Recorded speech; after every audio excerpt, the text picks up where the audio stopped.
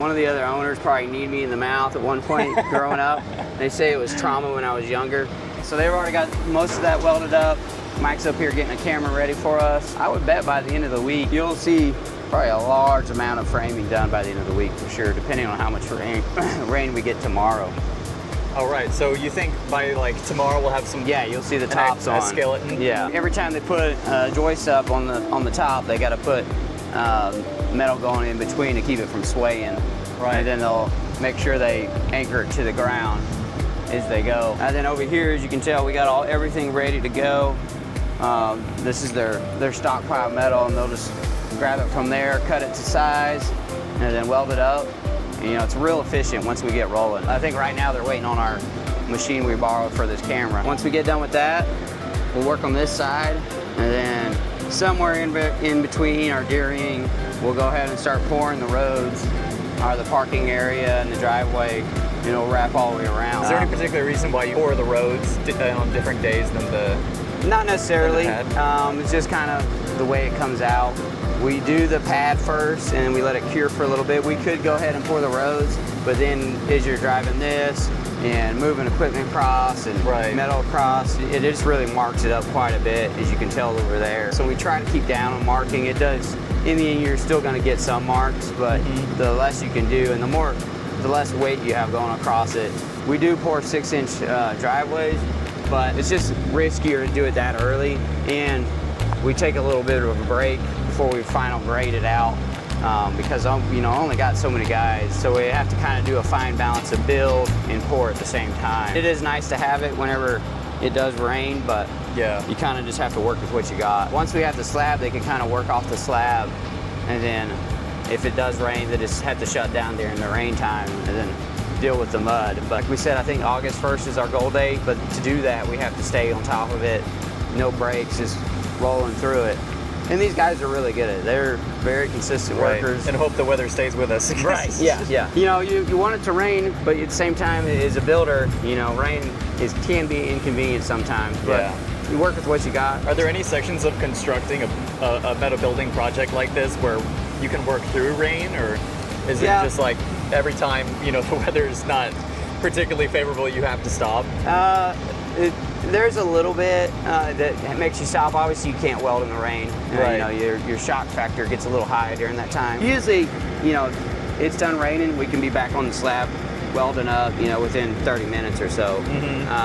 The only thing that can really slow you down is if it just really dumps and you're trudging through, you know, 6 inches of mud. And then you're like, how about we just take a break, or, you know, a day or two and wait for it to dry up a little bit.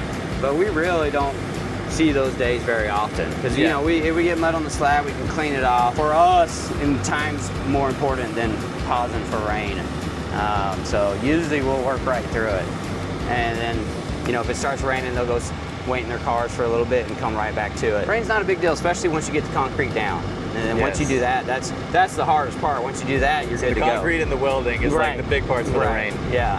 And then, of course, once we got all the sheeting up, they can start working on the inside for days and not even notice. You know, it's just, and then we'll put down some walk areas to keep down the mud coming and going. So, you know, for the most part, it's relatively easy. But a lot of that comes down to also getting a grade, you know, getting some drainage, so you don't have to walk through a pond like we talked about. That's one of the reasons we're putting up this camera, is we can also see how much it rained, how muddy it is. I can call off the guys and send them somewhere else where we don't have to worry about mud.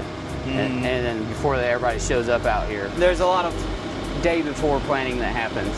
You know, Sunday evenings are usually pretty busy because we don't know what happens over the weekend, so I gotta figure out where everybody's going Sunday afternoon. For the most part, the teams kind of work by themselves and they coordinate between themselves. I just have to tell the team leader where to be at what time, and then we'll go from there. Once you get the good guys, that's really the biggest part. You know, you get some good help, a little bit of coordination, and they handle the rest. So that's the key part. Once they start welding, this thing goes up so quick, where it's going to be hard for us to get enough video to show how fast it's moving.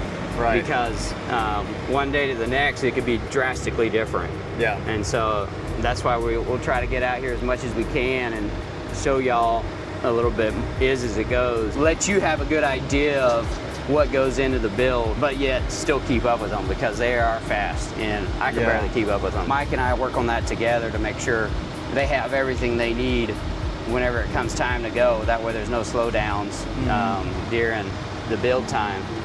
And for the most part, we do really well at it. Every now and then, you're gonna have your slip ups, not a big deal. Let me go grab this. Try not to get too much trash because then I gotta come pick it all up. But yeah, you become the janitor. Right. I can't slow them down to go pick up trash. So it usually ends up being me, but that's fine. I would rather pick up trash than have to figure out how to weld. Welding seems pretty fun though, or at least it's satisfying to watch people do it. They are, welders are very good at what they do. I've done it a little bit here and there to say I've done it, but I'm not near as good as they are. Right. It's an art form, and a lot of these welders, our welders and a lot of other welders out there do an amazing job at it. So I leave that up to professionals. Right. I'll pick up trash every now and then, do my part. What you're gonna see, we're gonna change some very new details on this coming building, and we'll let you in on it whenever it gets a little closer. There's some new items that we're adding in this building that's gonna add a lot of pop to it. Like we've always talked about, we're always progressing the buildings, see what changes we can make. I don't want to give off the surprise yet, but you'll see it here soon. It's just a lot of small things that just make it a bigger and bigger, better product. Right. But so stay tuned for that. That's gonna be, we're excited about it, and I think y'all are gonna love it as well. And soon we got another project that's coming online, so we'll have to go look at that one as well. We'll have that one coming online later this year as well. So exciting year, and I'm sure y'all are gonna get to follow along as we go. Until then, we're hanging a camera still.